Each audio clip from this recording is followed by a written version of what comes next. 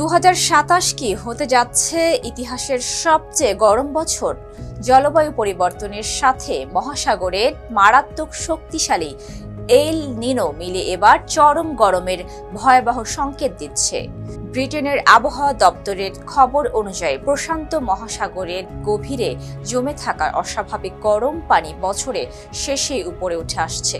এতে পানির তাপমাত্রা স্বাভাবিকের চেয়ে প্রায় 3 ডিগ্রি পর্যন্ত বেড়ে যেতে পারে, যা 1950 সালের পর সবচেয়ে শক্তিশালী এল নিনোর রূপ নিতে পারে।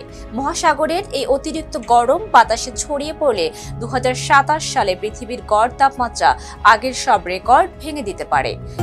এভাবেই কোটি কোটি মানুষের ঘরে দেশ জুড়ে ফ্রিজ একটাই, ওয়ালটন। এই এল নিনোর ধাক্কায় ওলটপালট হয়ে যাবে বিশ্বের আবহাওয়া। দক্ষিণ এশিয়ায় বর্ষার বৃষ্টি কমে গিয়ে তীব্র খরা দেখা দিতে পারে। অস্ট্রেলিয়া ও দক্ষিণ আমেরিকায় হতে পারে দাবানল। অন্যদিকে পেরু ও ইকুয়েডরে দেখা দিতে পারে ভয়াবহ বন্যা। এর প্রভাবে চাল, কফি ও কোকোর মতো ফসলের ক্ষতি হবে, যার ফলে হুহু করে বাড়বে খাবারের দাম। এই পরিস্থিতিতে শুধু গরমই বাড়াবে না, চরম কষ্টে ফেলবে কোটি কোটি মানুষের জীবন ও খাবারের সংস্থানকে।